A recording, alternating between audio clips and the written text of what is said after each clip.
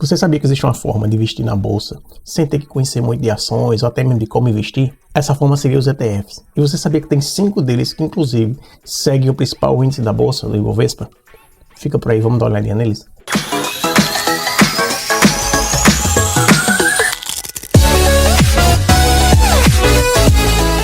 Como você sabe, né? Talvez alguns de vocês não que são jovens, mas no passado o brasileiro sempre investiu muito na parte de renda fixa, devido à alta taxa de juros, da inflação e como o mercado funcionava, que a poupança, por exemplo, sempre performou tão bem devido a essa taxa alta de juros que não fazia muito sentido investir na bolsa.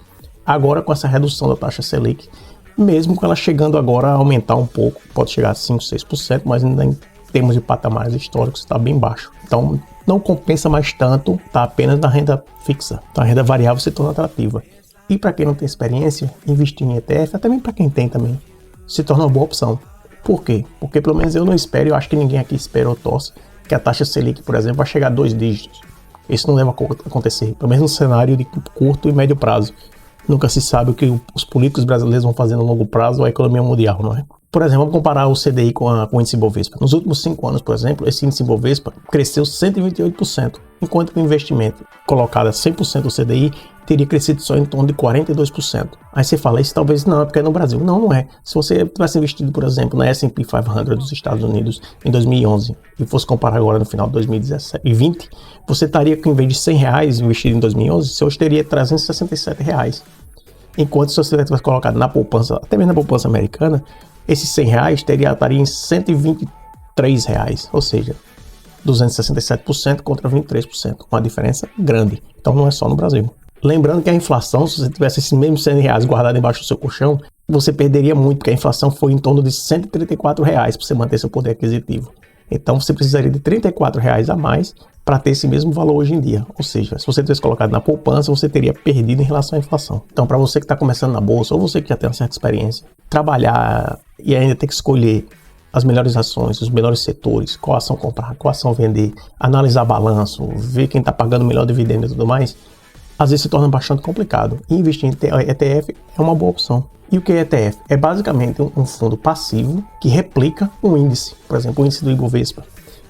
Existem 5 ETFs, como eu mencionei anteriormente, que eles tentam replicar esse índice Ibovespa, que nada mais são 63 ações das 61 empresas mais negociadas na bolsa. Então, isso é o índice Ibovespa. Aí você pode perguntar, então se tem 5 ETFs, não importa qual compra, né? Não, tem uma diferencinha aí. Todos tentam replicar o índice Ibovespa, mas nem todos os fundos vão comprar exatamente as mesmas empresas na mesma proporção do índice. O gestor pode variar um pouco, né? Depende da sua habilidade, da sua experiência, compra mais aqui, compra mais ali. Aí você fala, não, então eu vou querer um ETF que vá muito acima do valor do índice.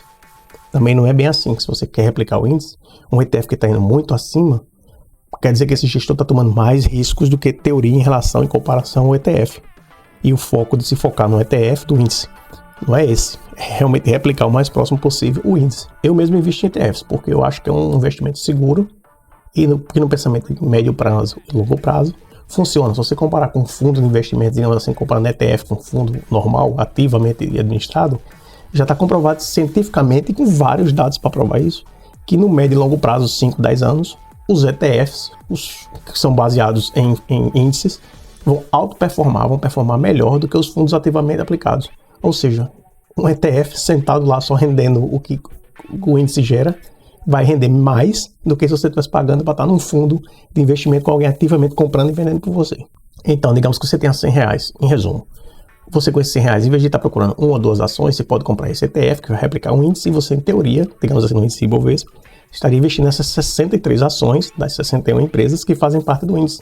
Ou se você for comprar, por exemplo, um índice que replica a S&P 500 dos Estados Unidos, em vez de comprar uma ação da Coca-Cola, por exemplo, você vai estar investindo em todas as outras, no Facebook, no que você quiser, McDonald's e por aí vai, todas essas empresas, entendeu?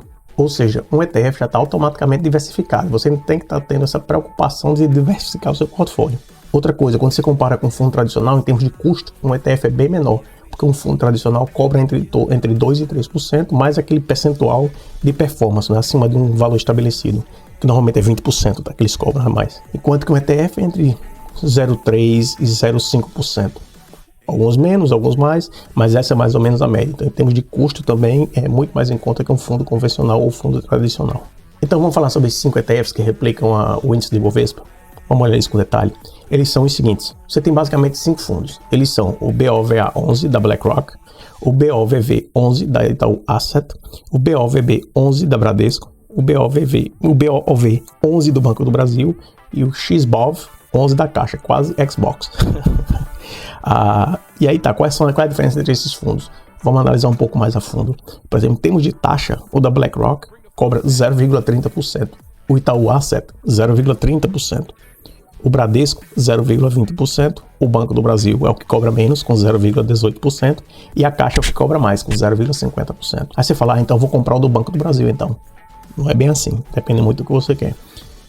Uma coisa que é muito importante, em termos de volume de negociação por dia. Às vezes você precisa vender ou quer vender esse ETF rapidamente, e se não tem volume, você não consegue, ou para vender você tem que vender com valor muito descontado. Então o risco é muito grande.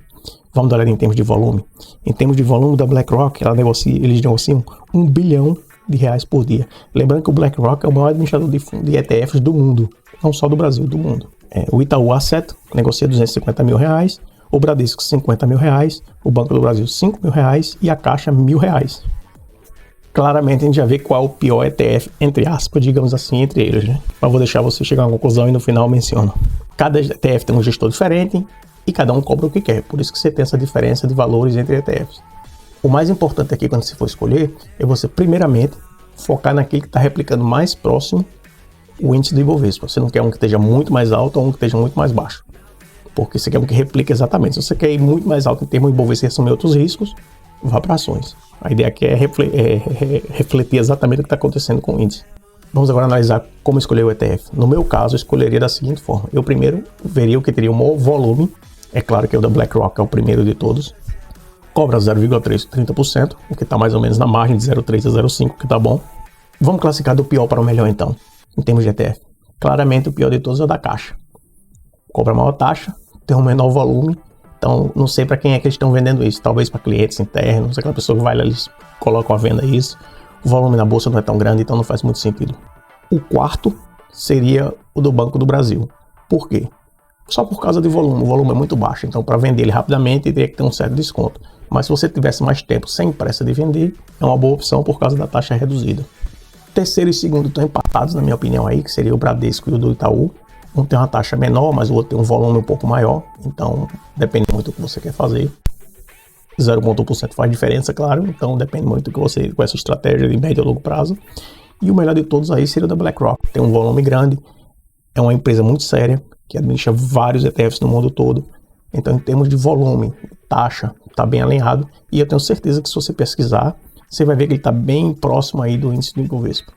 Mas aí é a minha opinião. Você, claro, tem que fazer a sua pesquisa e ver o que é que vale a pena para você. Em termos de imposto, você tem que pagar imposto de renda, aqueles 15% de imposto de renda, não escapa com ETF. E não só isso, aquele valor abaixo dos R$20 mil também tem que pagar imposto.